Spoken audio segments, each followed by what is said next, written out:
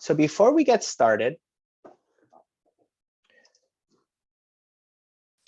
we're going to start with an activity to learn a little more about where the participants are from and to facilitate a connection between the ELO-P coordinators and staff within the migrant education programs in your area. So as you can see here on the slide, this is a map of the MEP subgrantee program areas. We'd like to learn where everyone is joining from today. Please take a moment to annotate on the map where you're located. Then using the link in the chat, please identify which MEP services are in your area. For non-MEP participants, we encourage you to reach out to the MEP director to see how you can coordinate with the MEP. So in just a moment, we'll put that link. Oh, thank you, Juana. And so we'll give folks about a minute to annotate and let us know where you're coming from.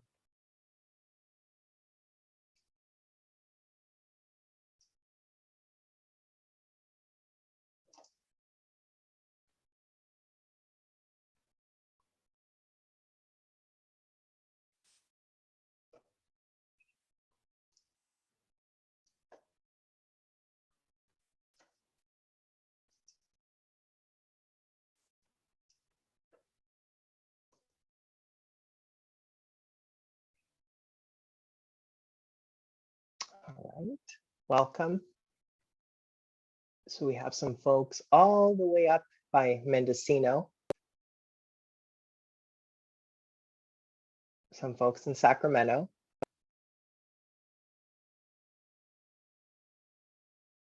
Still don't have any folks from Southern California.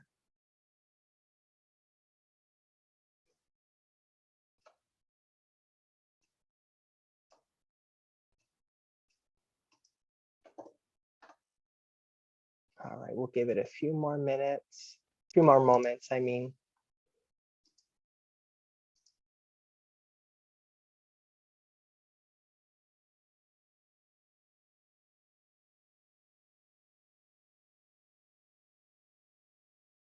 I know we have some folks in Kern.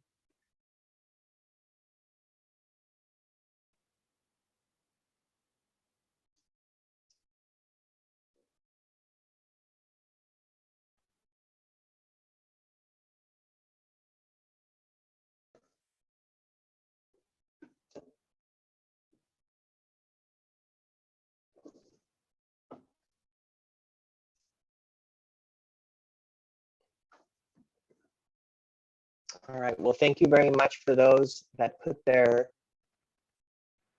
the little annotation. So we're gonna move on. So thank you again for participating in this icebreaker. So during our time this afternoon, we hope that this presentation can provide the following. We hope we can provide an overview of the MEP to provide some context for coordinating expanded learning opportunities or ELO programs and MEP services. Review the primary needs of the migratory student population. Identify ways in which the expanded learning opportunity or ELO programs and the local MEPs can coordinate. So to start,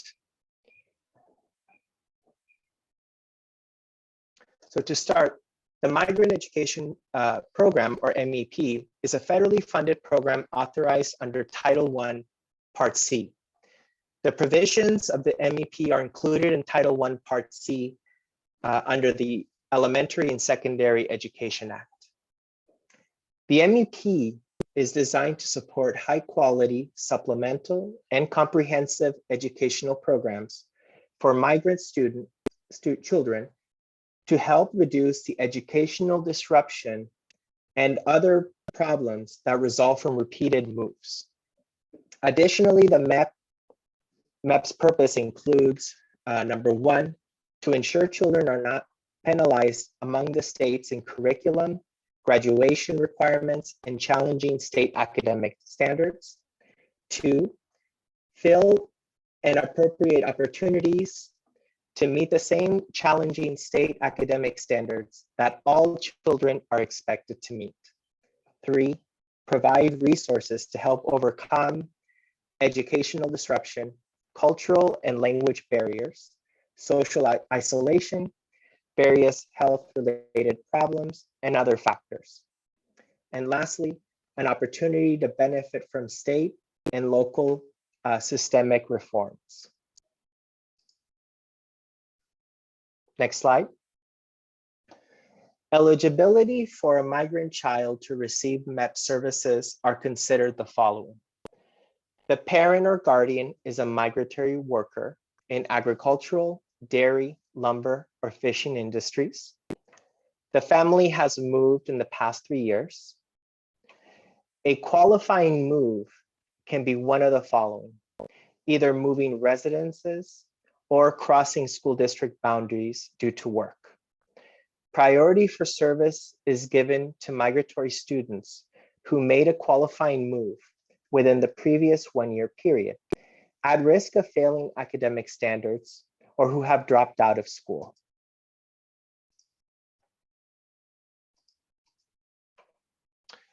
Next slide. The California MEP is operated based on a regional structure. So under the leadership of the state Migrant Education Office, there are 15 multi-district regional subgrantees and 5 direct funded single district subgrantees. In 2020-2021, the 15 regional subgrantees work directly with approximately 554 school districts to identify areas of highest need to serve Californians' 70,702 migratory students through regional services, mutually agreed on service agreements or memorandums of understanding. Now at this time, I will turn over the mic to my colleague, Melissa Mallory, to review the California's migratory student demographic and achievement data. Thanks, John. So the figures on the upcoming slides present some broad demographic and academic data about the students in the Migrant Education Program, or MEP. While it's helpful to examine this sort of summary level data to understand some broad characteristics of our migratory students at the group level, it's also critical to remember that migratory students are not a uniform group, and each child is unique with their own history, background, home life, interests, assets, and needs. We're going to go ahead and start off with grade level distribution and languages of migratory children. Next slide, please. On the left side of the slide, we see the grade level distribution of migratory children and youth.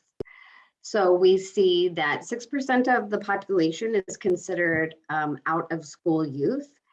In grades 10 through 12, we have 17% of our migratory students in these grade levels. 18% of migratory children are in grades 7 through 9. 19% are included in grades 4 through 6.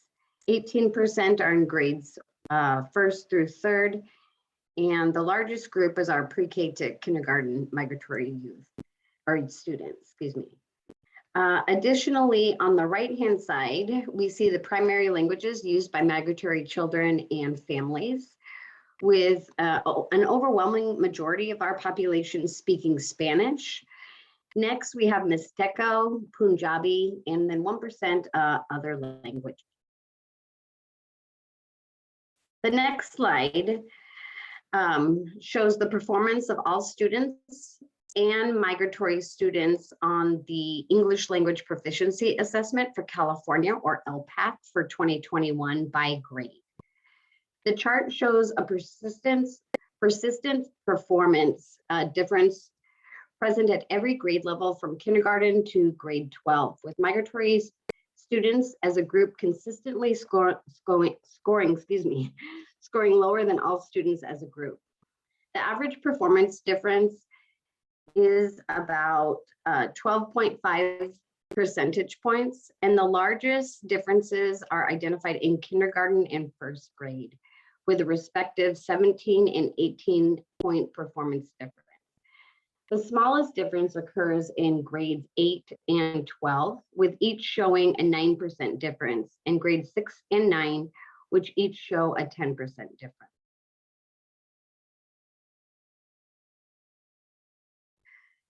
For the California Assessment of Student Performance and Progress, or CASP for English Language Arts, we see this chart shows the percentage of migratory students represented with the light blue line in the all student group, which is identified by the dark blue line, who met or exceeded the standard for the CASP English Language Arts, or ELA, in all grades. This data shows that migratory students perform well below the all student group. In 2019, the academic achievement gap between these two groups was at 22 percentage points. You'll want to take into note consideration that there is no data from 2020 due to COVID-19, and in 2021, only about 8,000 migratory students were tested for the ELA CASP. So this might not be an accurate representation of proficiency levels for migratory students across the state. Next, moving on to math. This chart shows the percentage of migratory students, again represented with the light blue line, in the all student group identified by the dark blue line, who met or exceeded the standard for the CASP math in all grades. Again, we see that migratory students perform well below the all student group. In 2019, the achievement gap between these two groups was at about 19 percentage points. Similar to ELA CASP data, there's no data for 2021 due to the pandemic. And again, only about 8,000 students took the CASP Smarter Balance Math Assessment. Moving on to the graduation rate.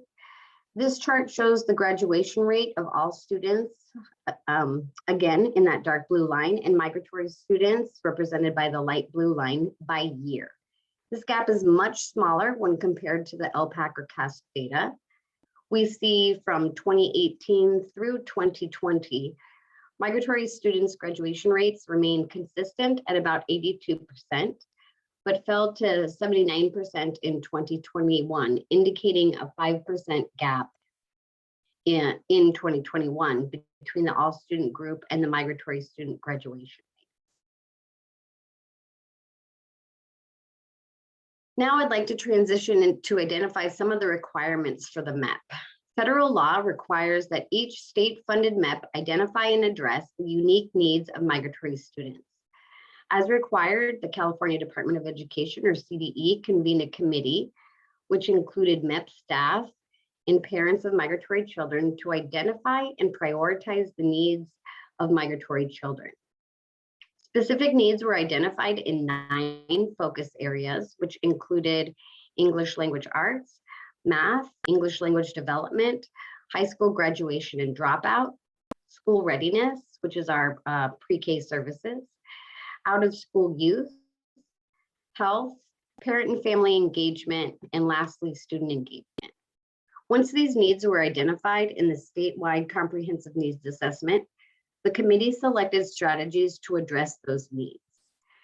Measurable program objectives and performance targets, which are also required by law, were identified for each of the strategies identified in the 9 focus areas. The local MEPs are provided with annual progress reports on meeting the measurable program objectives to support continuous improvement of student outcomes. Additional state requirements include mandated summer school minutes, which can be found in California Ed Code section 54444.3. Each local MEP must provide a summer program with the time and days required by grade span. So for example, in kindergarten, the migrant summer program needs to provide a total of 3,600 minutes over 20 days of instruction, whereas in high school, students need to be provided 7,200 minutes over 30 days of instruction.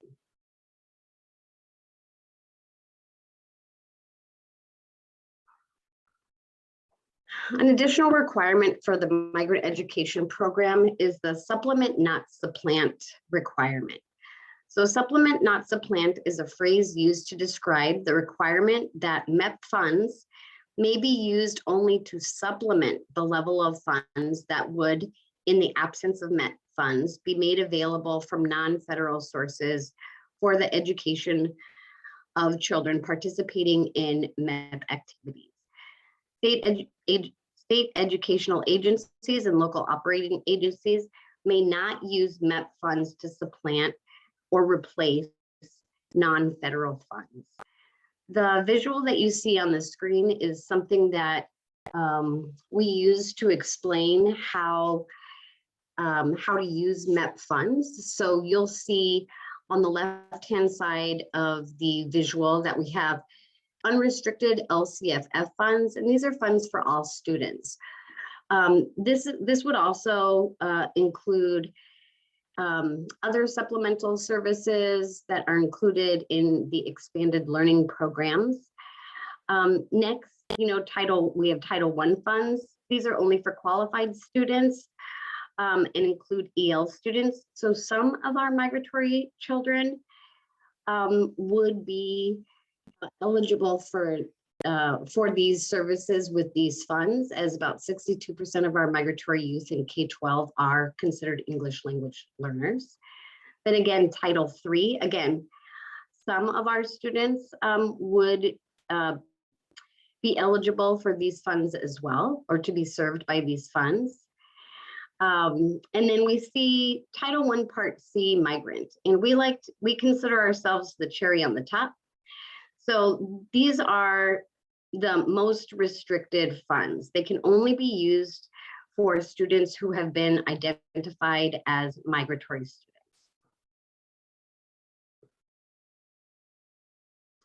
Next slide. So the next few slides, thank you. The next few slides will address two frequently asked questions that the Migrant Education Office has received in regards to additional state and federal funding. Before I move on, I just wanted to share this photo of the virtual migrant speech and debate tournament held by the Imperial County Office of Education. So a lot of the districts that have migrant program funds and want to know how to coordinate those funds. So we often receive this question: can I offer a migrant summer program at the same time as the district program? And really the answer is that it depends. Migrant funds must supplement state and federal funds. So how can you determine if you can offer a program at the same time? To determine if your district program, you need to see if they're addressing the migratory students' needs. If not, you may need to offer a MEP program to meet those needs. The next slide offers some examples on how to do that. So first, we want to consider the district program. Does the district have sufficient funds to serve all migratory students with your district program? If they don't, you could consider opening additional classrooms with migrant funds to serve only migrant students. But the caveat here is that the migratory students must also be included in the district run program. So again, if the district run program is full and you have additional migratory students who aren't able to access that program, with MEP funds, you can open up additional classrooms to expand the district's run program, but those additional classrooms only need to be for migratory children. Another example, it asks, do migratory families need a full day summer program? If that need has been determined, you could provide migratory students with a MEP funded program either before or after your district run program.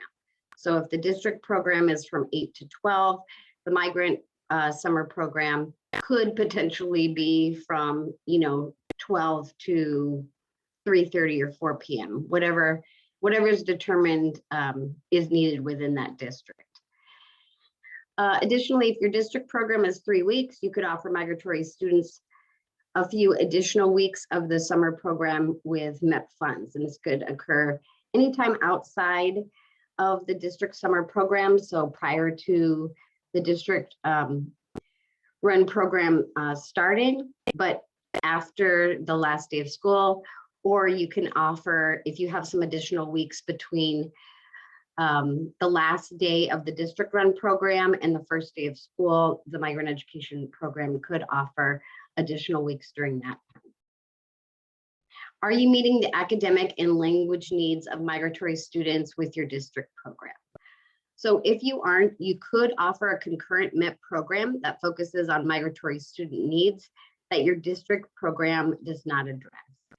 So in order to identify this justification, I would definitely be looking at the statewide comprehensive needs assessment and the state service delivery plan, two of our guiding documents for program implementation, to see whether or not those needs are being addressed by the district program.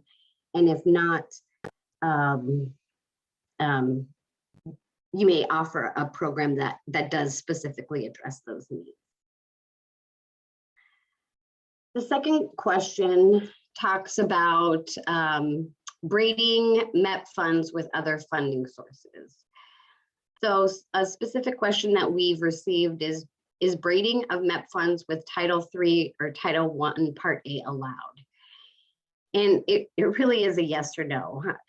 With migrant funds, braiding functions like coordination, but it's not necessarily blending.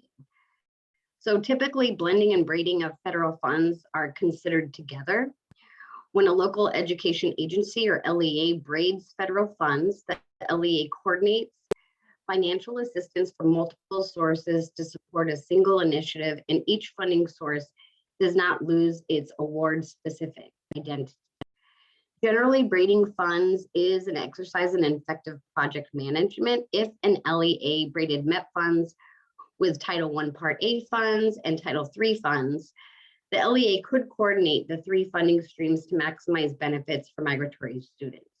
For example, the LEA has determined that migratory students in its area are scoring below proficiency on the reading assessment. The LEA can determine that the students need support as English learners, additional support after school in reading, and support over the summer to prevent loss of reading skills. The LEA could use Title III funds to provide supplemental support in English language acquisition, Title I Part A funds to fund an after-school program for migratory and other eligible students at risk of failing to meet the state academic standards, and then use MEP funds to provide a supplementary summer school program geared only towards migratory children. When braiding funds, special care must be taken to avoid the supplanting provisions of each funding source. And we do have a link on this slide for more information. And this PowerPoint will be uploaded into the presentation materials by the 13th, so in a couple of days. All right, at this time, I'm gonna pause to respond to any questions that were entered into the chat.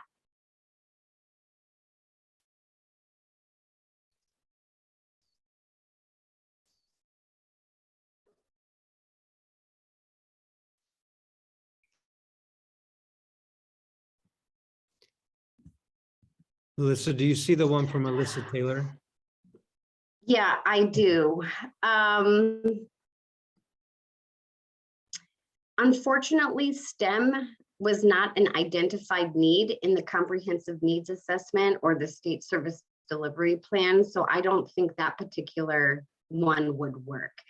The example would, a more appropriate example would probably be something like, you know, the district is running an after-school program for reading and math, or a summer program for reading and math. And they don't include integrated ELD or culturally responsive teaching. Those two items are specifically identified in the comprehensive needs assessment and the state service delivery plan.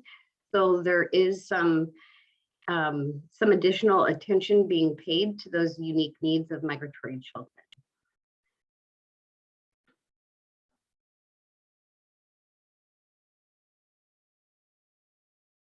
I'm just going to give folks a couple more minutes to take some time to enter any additional questions into the chat.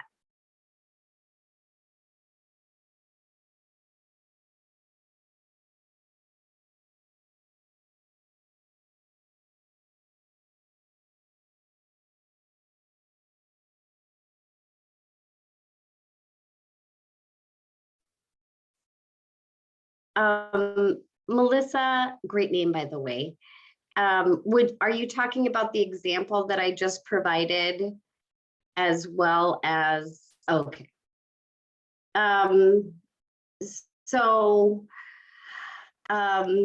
Based on the answers that were provided by the federal office, those could be a concurrent MET program, but I would just make sure that you have good documentation to identify the district program and the needs that are not being addressed by the district run program, and then have documentation on how the MET program differs.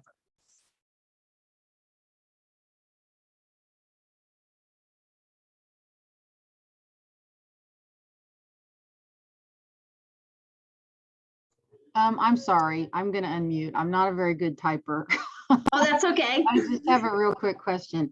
So what if they don't? What if I have this great plan for my migrant education program for both during the school year, for my regular school year, and for my summer school and for my school readiness? And I mean, I don't know if I could work this out, but what if I can't? The only time that I might be able to provide services to my migrant education students and their unique needs would be after 6 or on Saturdays. And I think I might have a hard time getting my kiddos there. Yeah. I mean, this is something that we're really struggling with. All MEP, MET programs across California are struggling with the influx of both state and federal fundings, especially the funding streams for those supplemental services.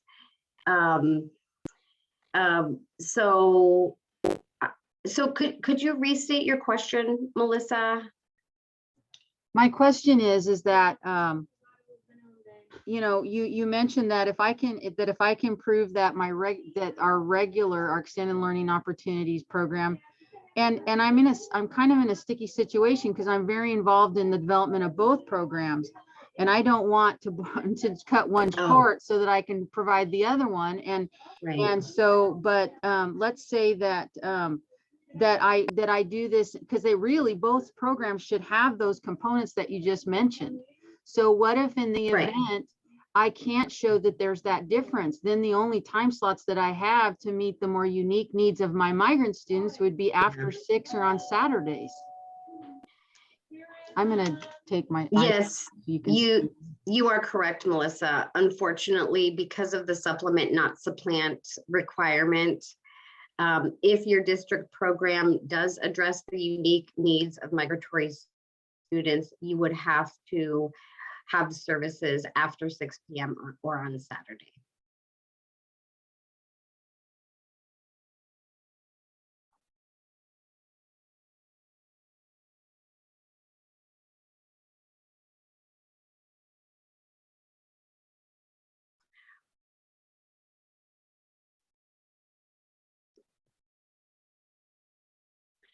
Okay, I don't see any additional questions in the chat. Now I'd like to welcome Evaristo Trevino from the Migrant Education Program Director for the Kern County Superintendent of Schools to share the local migrant education program content. Good afternoon, everybody. And as course it happens, as soon as I start presenting, I've been asked to leave this conference room because somebody else booked it. I'm in the wrong room, but I'm going to run to my office and we will do this on the fly. Okay, here we go. Luckily, just about everybody who's in the audience here I know quite well. Melissa Taylor and Sarah are both here from the region. Nancy Rios, I believe, if that's the Nancy I know, she's working for Madera now. So welcome to the rest of you. And you know what, we're going to be kind of following up on some of the concerns that Melissa Taylor brought up as well. But I am Evaristo Trevino. I'm the director of Region 5 here at the Kern County Superintendents of Schools. We're going to talk to you a little bit about our region. That way you can get familiar with where we are and who we are. And then we can get down to the challenges that we're facing regarding running a migrant program at the same time as school districts have an influx of ELO funding. Okay, next slide, please. Okay, where we are, we're in Kern County. My office is downtown here in Bakersfield. We are sandwiched between Tulare County and LA County. We have 30 school districts that have a migrant program, 21 of those that we run here through the office, where we provide all the regional support. And then there's 9 districts that are run through a district service agreement. This morning, we just met with all of our districts where we talked about the ELO funding. We talked about summer programs that came up. So this is really a very current topic. It's one of our priorities to try to get this ironed out. And upcoming in my presentation, I'll tell you what exactly some strategies that we're using to help alleviate some of the concerns that you have. But here in Region 5, we have about 6,700 migrant students who qualify for the program. So we serve all of them and their families. Next slide, please.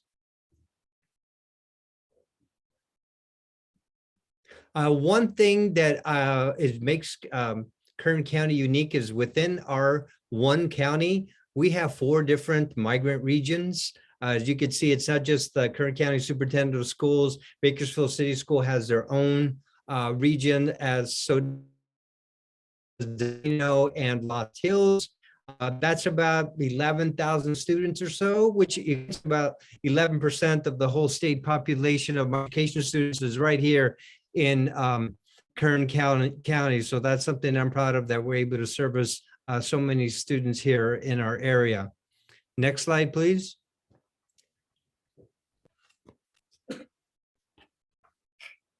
I just wanted to share some achievement data that's specific to Region 5. I know Melissa shared some of the statewide data. I just want you to see, like in the CASP, but this is spring 2021 data, that migrant students are probably scoring at half of what all Kern County students are.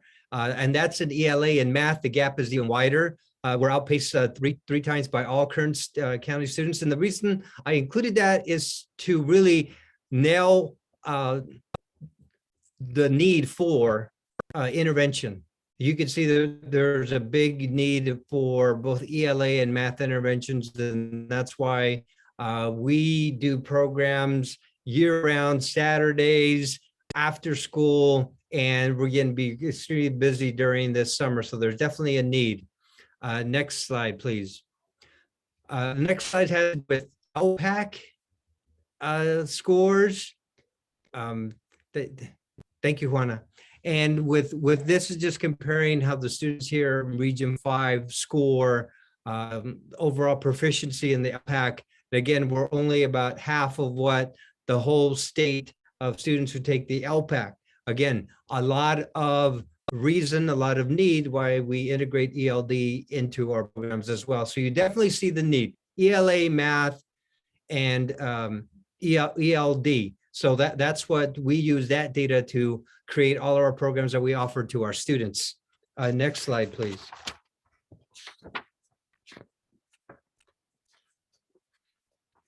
This is just an overview of the priorities that we have here at Region 5. We coordinate and we implement direct services Like I said, we run 21 of the districts here where we're providing all those services to the parents and to the students. We work very closely with our 9 DSA districts as well, providing technical assistance. We just got finished submitting the district service agreement, the regional application. So there was a lot of back and forth about the services that we plan on providing for this upcoming school year. One big thing about the migrant program is one of our strengths is our connection with our parents. We are heavily connected with them. We have a lot of communication. There's a lot of trust there with our parents where they'll often call us before they even call the school. And we're able to do a lot of great parent activities to provide, give them that empowerment that they need to support their students through their education. Next slide, please. Just wanted to highlight some of the regular school services that we do. We do our extended day and our Saturday academies with math and an ELA focus. We try to try to offer something that they're not getting in the regular classroom. We're trying to make it more hands-on and interactive. So there's a lot of student engagement we've been able to provide since I've been here in various formats, virtual and in person. We were hoping to go everything back to in person, but because of the ELO funds and the scheduling that I'll talk about in a minute, we are going to offer some virtual programs this summer. And it's actually, we've had some advantages in switching virtual. One of the advantages is a lot of times school districts that don't have a big enough student count to run a site program. We're able to combine all those districts together and put them together through a virtual program. And we can get teachers from any district and they can go ahead and teach that summer program. So that's been a big boost to, especially a lot of our smaller school districts that are within our region. Family engagement, we've seen a spike in the number of parents who participated in our programs. A lot of our meetings, because it's virtual and they don't have to drive down here to downtown Bakersfield, has increased the number of parents who attend any of the parent informational meetings that we had. We did some regional parent conference sessions last year, which was very well attended. And we get 100% attendance now in our regional advisory council meetings because we're able to do that hybrid model of doing it both virtual and in person. This summer, we're gearing up to do a lot of leadership and pre-college camps, a lot of residential programs. We're having students who complete the close-up curriculum, take the trip to Washington, D.C., where they'll finish up all their civics and government curriculum that they've been working with. We have high school youth day. We just finished one STEAM day over at Fresno State a couple of weeks ago. And we just have a lot of connection where we want kids to be on a college campus because we want that to be their goal. Next slide, please. Next slide's about summer programs. And this is our busiest and our most fun time of the year. This is when we're out of the office. We're actually being around kids, interacting with teachers. And that's when I tell everybody, hey, put your Nikes on because it's like a track meet in here. We're visiting programs. We're communicating with our teachers. We're observing in the classrooms. We get to interact with students, something that I dearly miss. So summer's the time that we get to do a lot of that.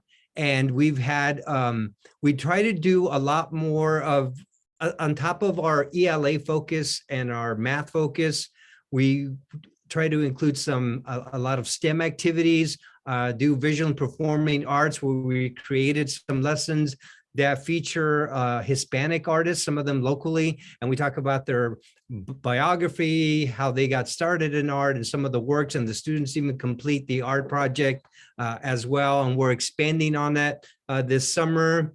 We do outreach program where students can come to one of our programs. We go to them and we provide services at home and a lot of residential programs. As you can see, we have quite a few at UC Santa Barbara, Fresno State. We're going to be taking a couple of more trips during the summer for close up to Washington, D.C. We're going to do an Algebra Academy. That's also at UC Santa Barbara. And in the spring, we weren't able to do it this year because of COVID restrictions, but we provide a spring break college tour and we divide that up. One year we'll do Northern California universities and the next year it'll be Southern California University. So that's a very popular program for us. Next program, next slide, please, Juana. School readiness. And I do want to say that I put for school readiness, it says 3 to 4, and right away my school readiness person said, no, buddy, so that's 3 to 5. So I have it in my notes that that's corrected. We service them for a minimum of 15 hours. The flyer you see there on the right-hand side, we did that a couple of weeks ago because we want to put it in students' heads that they can go to college. We want them to know that early, that is one of their goals. So we had our school readiness 3 to 5-year-olds with their parents visit CSU Bakersfield, and the program's called I'm Going to College. They were able to take a tour with their parents. We worked through the camp office there at CSU Bakersfield.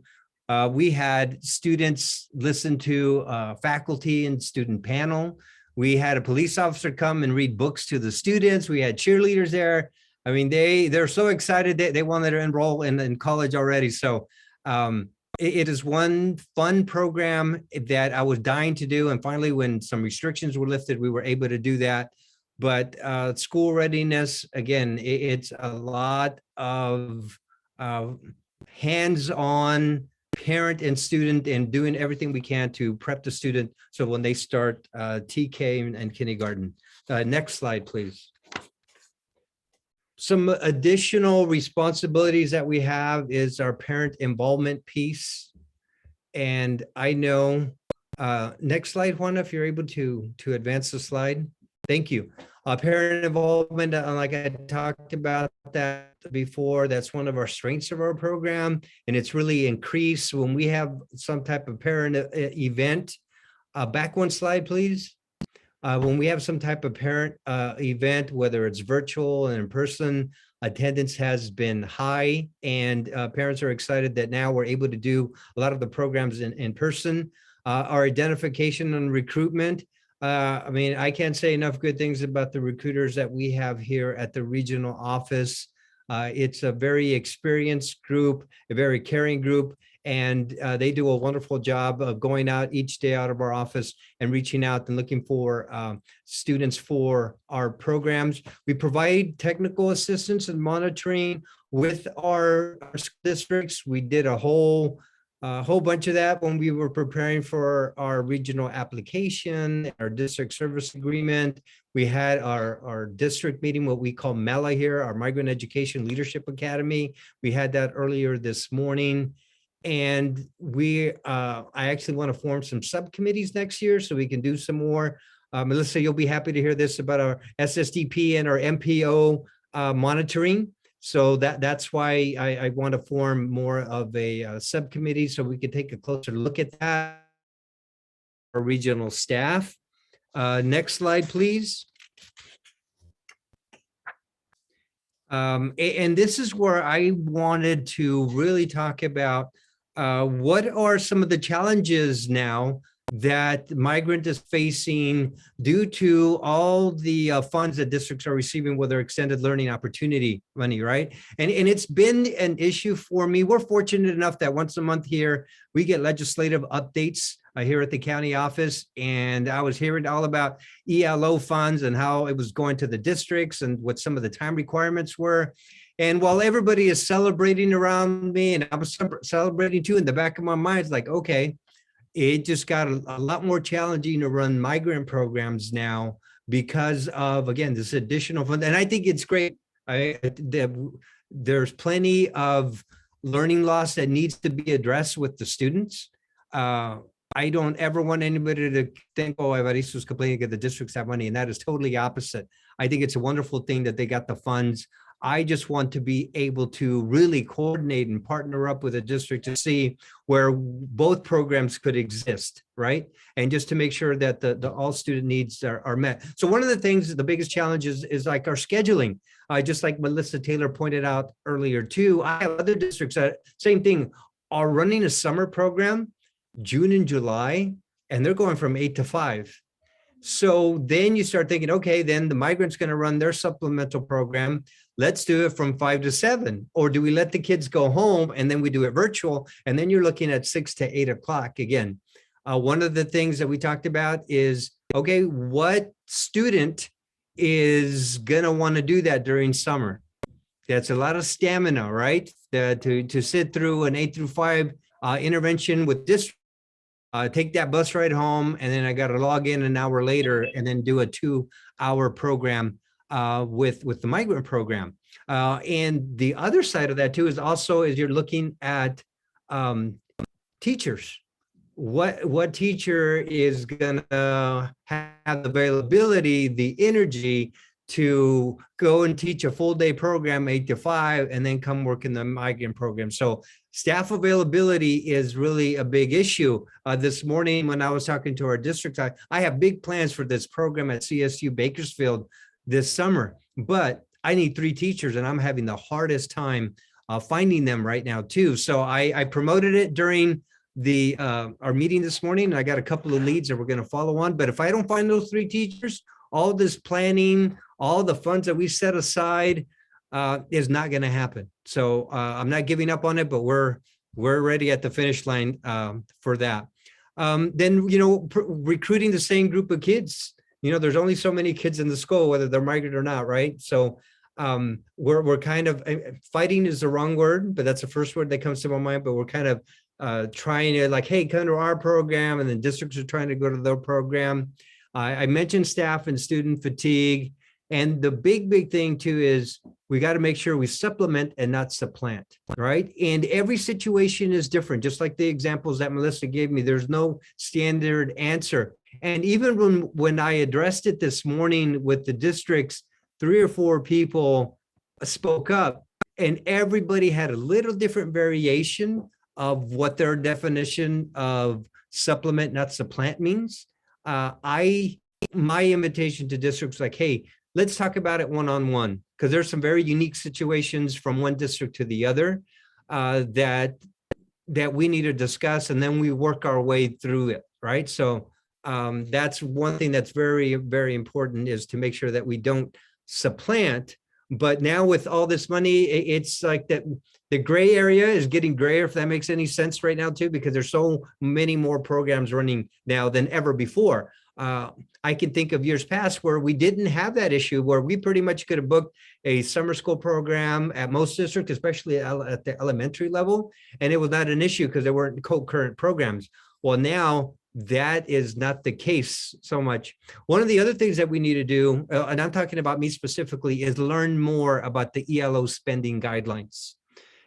Because and I'll talk about it later too, is when I meet with other directors and we meet with other departments, they have a little bit different of understanding. Everybody's level is a little bit different. I met with our contact here at the county office, and she's talking to me about, well, ELO funds, it's a 9-hour requirement. It's 30 additional non-instructional days.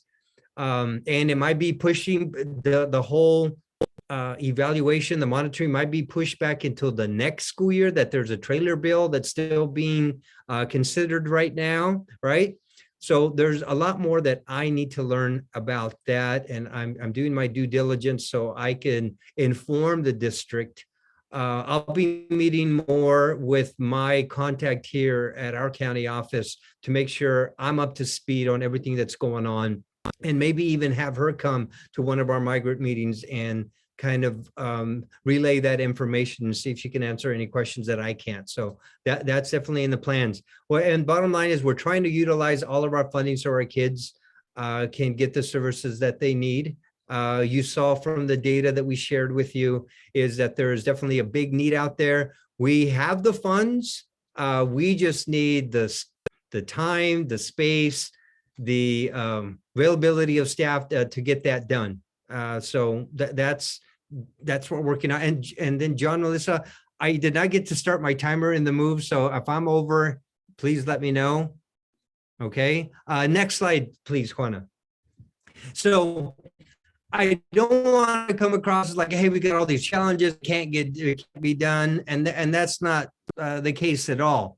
it is challenging, but we have some strategies that we're using here at Region 5 that we could really work with districts and run a program. Like I said, the big thing for us is find those gaps in the schedule where we could find a program, and then we're going to offer it, and then we're going to see if the students and teachers, if they're going to be able, if they're willing to attend that. If they're not, hey, let's look for an alternate the time that we could offer that service, right? So we're having frequent formal and informal meetings with school districts. I hear my management team on the phone and emailing all the time with school districts regarding specifically their summer programs. The summer program matrix, we sent that out probably a couple of months ago to our school districts. And that's where they were putting down what program they were offering, what summer school dates, ending start date, ending date, what was the time of the day they were starting, what time they were going to end, what grade levels they were going to focus on, what academic focus as well. So our challenge here in the office is, okay, let's find that gap. Where could we fit it in? But it's getting harder and harder to find that gap, right? But what I do want you to know too is that CDE, they recognize this too as being a challenge to regions. So, and I'm so glad they did this, is that they're putting us together. I'm lucky to be one of 4 migrant directors who got to meet with the expanded learning office, and we met with their coordinators, system of support, extended learning coordinators, and we're really learning about each other's program. I felt I walked away knowing a lot more about their program, and they walked away knowing about the migrant program, right? And the goal of these meetings too is like, okay, how can we utilize our funds to provide as many services as we can for our students, like coexist? And I think the plan is we're going to have another follow-up meeting at the end of this month and have a meeting where we present with the other migrant directors, so everybody gets to hear, kind of put a plan together, like how could we work together? How do we make this a great thing for all of us, right? So we're in the process of doing that. I love that we have that opportunity because I'm learning a lot from them, and I'm really optimistic about the outcome of that we're able to come up with some kind of conclusion where we're able to run both programs and still be supplemental and be able to use, they'll be able to use their funds and we'll be able to use our funds. So that, again, very optimistic about that. I'm going to continue working, find out who that person in your county office is, your ELO contact. It's funny, I went to one of the administrators here and I said, like, okay, who's the ELO expert, right? So they said, oh, it's Candy. So I go talk to Candy and she told me I am no expert, Evaristo, but I'm the one that's been attending the meeting. So she did, in my book, she's an expert, right? But not, so I learned a lot from, I met with a couple of our, what we call management analysts here in the office to talk about ELO funds. We're going to follow up with some more conversations as we start rolling out services for the summer. So everything that I learned from them, I'm going to turn around and then work with our districts and pass along that information, not just with our districts, but just our parents, because I've already talked to our parents about this as well, too. It's like, hey, we want to run all these programs and we have these great plans laid out. We just submitted a regional application last Friday.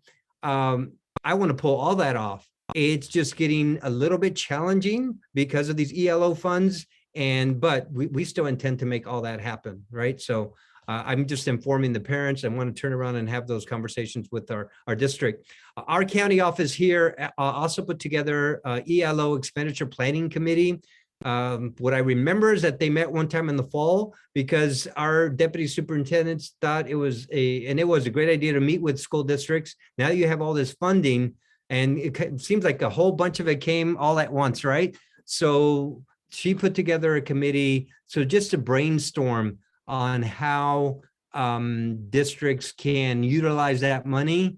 I want to make sure that I'm invited in future meetings. So like, hey, migrant, don't forget about us over here too. We definitely want our piece of the after school program and on Saturdays.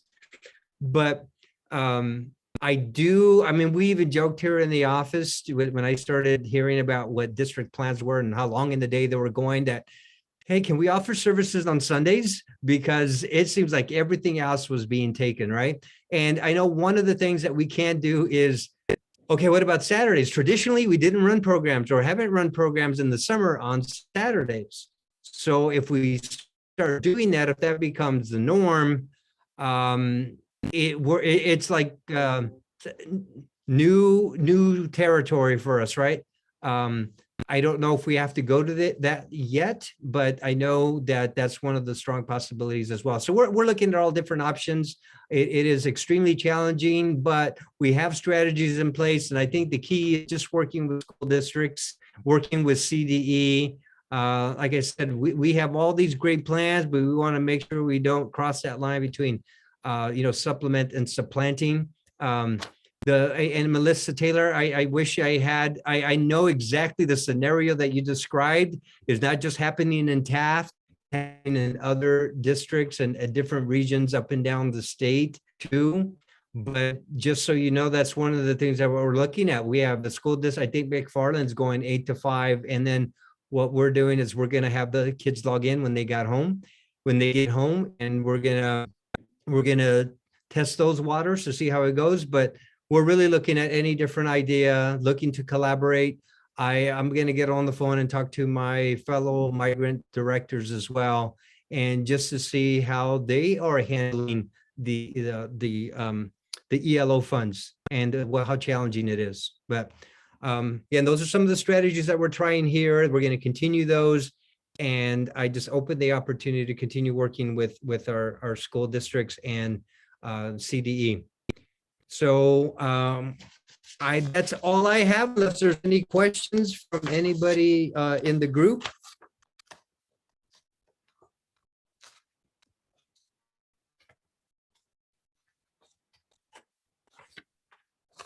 I don't see any additional questions in the chat, Evaristo. Okay, because like I said, half of the audience are from my region, so they know where they can find me, right? Yeah. All right. Thank you.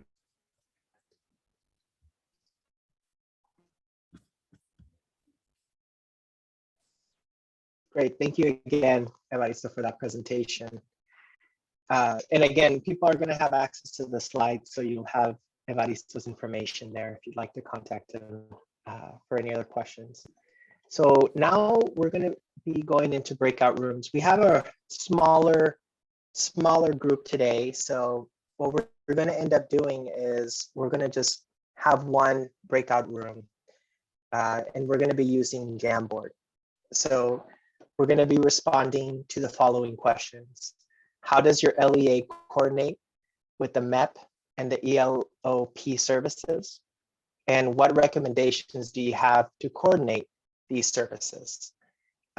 While you're in your groups, please do select someone to be to record the information to Jamboard. And we do appreciate it if you can elect one person to share out. We're going to have 15 minutes for this activity.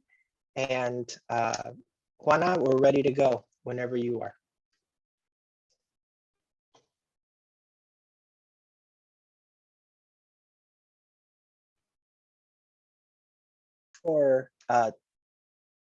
Thank you very much for taking the time again to look at those questions and answer the Jamboard. So now we're going to have an opportunity to pretty much have a whole group discussion about these topics. And hopefully, Juana, you can share the Jamboard.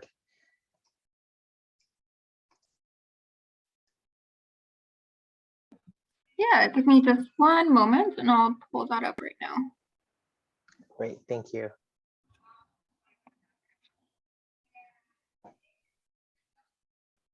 Okay, great.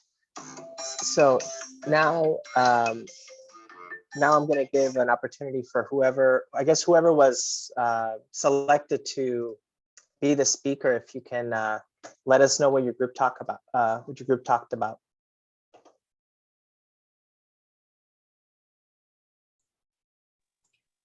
My name's Mary Lou. I was not selected to be the speaker, but I think we were involved in the conversation that we didn't select anyone.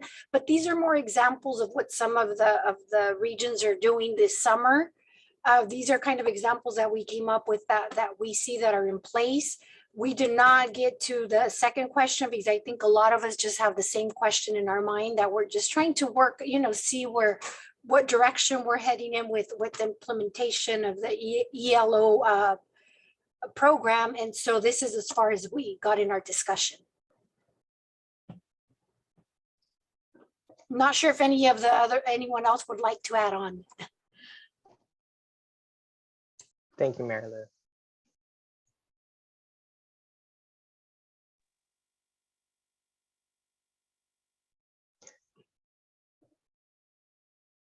Mel, I think you're trying to say something, but you're muted. Thanks. So the district summer program is from 8 to 5 with the instruction being from 8 to 2 and then from 2 to 5. Are those, is that within the summer program as well, or is that during the regular school year? Go ahead, Sarah. Sorry, I think that was my district that that she wrote that down for. So our summer school program, the total summer school program is running from 8 to 5 in person. And then the instruction is from 8 to 2, and then from 2 to 5 is like the after school portion of it. So they're gonna have at 2 o'clock, they're gonna have an option to either take the bus home or to continue like an after school program. Oh, okay. So the students, there's really that choice. Well, assuming that there's choice from the 8 to 2, but there's the option to leave at 2 p.m. Right. So the only transportation that will be provided is at 2 p.m. Oh, okay. So if but we do have a lot of students that participate in the after school program and will have transportation at that time. But that's what that was. Transportation can be an issue for migratory students. So it's good to see that there's also a virtual program available. Was that also in your district, Sarah? Yes, it was. So that's kind of why we decided to do the virtual part of it. We didn't want to supplant and make it clear. So if our students don't have the transportation, we will continue the education from 3 to 5:15 with the intervention, the ELA and the math. That's actually a great example because, as I said, transportation can be an issue for our migratory families. And so, not having transportation at 5 p.m. really kind of dictates for some that the day will end at 2. And so having that virtual option, really fits in nicely. I wanted to, as far as the second question, has anyone been aware of examples where the expanded learning program is being offered, let's say Monday, Wednesday, Friday after summer instruction, and then the migrant program is, being offered after instruction on maybe a Tuesday or Thursday, Tuesday and Thursdays?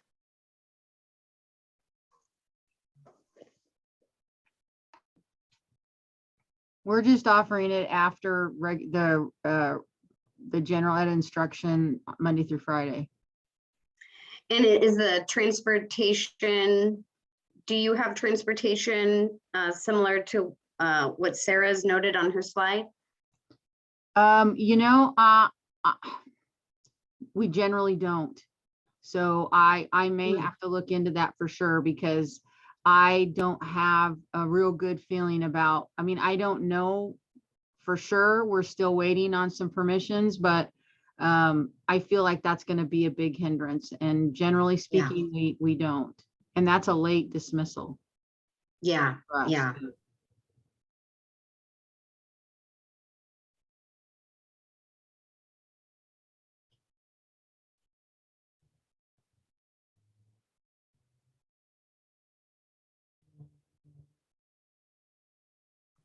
As Evaristo mentioned, we are continuing to meet with the System of Support Expanded Learning coordinators.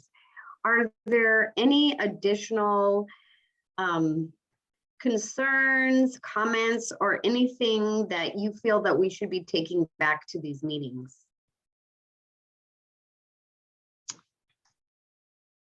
I do, and I'm probably going to regret that I'm talking, but It's okay, Melissa. I just feel like, you know, I realize that intervention is key for all students and meeting their needs and using a multi-tiered system of supports. But there's a whole other set of factors that that pertain to our migrant education students. There are very unique needs that you really can't hit with those other programs. And so even when you supplant, you're not supplanting if you're running the program where it's meeting their needs, just because you're meeting their very unique set of needs. So it's then the challenge becomes, am I excluding them because I'm not able to run concurrently? And maybe the needs of the migrant program meets their needs more effectively than the gen ed program. And my contention is that they do, because it's specifically designed to meet their needs. And we work with our educational learning partners and with our region to specify the types of strategies that we use so that we are meeting their needs. And so then if we don't allow them to attend during a time where it works for them, then we may be inadvertently, I know it's not anybody's intent to not provide for them, but they're just not going to be able to make it.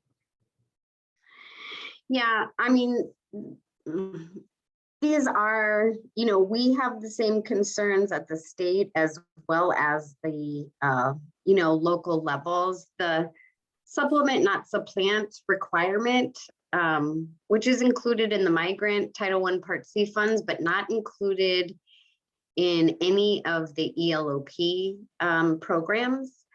It really, you know, it kind of puts the migrant education program, you know, on an unequal playing field. So we started these conversations with our federal office last year. I've actually sent our administrator some questions specific about the challenges that we're facing with the influx of these additional funds. And so we're hoping to communicate the difficulties that California is having. It's not clear if other states have as much funding as we do, because we did get a lot of extra state funds. You know, it's becoming increasingly more difficult to meet the needs of our students within the space that has been allotted to us, you know, given the supplement, not supplant requirement. And so we're, you know, asking, you know, letting them know our concerns and asking for additional guidance to, you know, ensure that we are meeting the needs of students, but doing so in a way that is not going to result in some additional audit findings. Thank you. Melissa, I would like to add on something if there's still time. Oh yeah, definitely. I would be definitely interested in some guidance. I know there's a lot of planning time right now. There's a lot in taking, you know, a lot that still hasn't moved forward. But once we do have a better idea of what will happen, I would really like some guidance from CDE as far as how we can, you know, coordinate the two programs, because I do think that virtual is a great option, but as you know, students really benefit from being in person. Yeah. And for me, that would be a priority to be able to have that flexibility to offer in person. So I think a bit more guidance, or even being part of some of the webinars that take place, that for us to receive information so we can, you know, join those. I think that would be something that I would really be interested in. Yeah, definitely, Mary Lou. we just started this process in April in meeting with the expanded learning coordinators with, like Evaristo said, just a few directors to plan for a broader meeting at the end of May. I feel like it's, not going to be a one and done meeting. These are meetings that most likely are going to continue moving forward because as Evaristo mentioned, some of these funds are going to be with us for a while. And so I think that we'll be able to provide some additional guidance and maybe some FAQs once we have this larger general meeting at the end of May. And when we have any guidance, we'll send them out to our Migrant Education Program directors. Are you currently working with your migrant director in your program area? Yes, I am. I'm in Okay. Region 8. Oh, you're in Region 8. Okay, Mhm. so just check in with Annabelle periodically. I'm going to be honest and say that we most likely won't have, something by, the time that summer school starts, just because of time constraints. But we'll try to get those out this summer. Okay, thank you. And as we continue to meet, we'll be sure to, gather feedback and input from additional folks who are working with the MEPS as well. So I very much appreciate your participation. Thank you. Okay, John, you want to wrap us up? Sure. I mean, it looks like we pretty much did our final questions.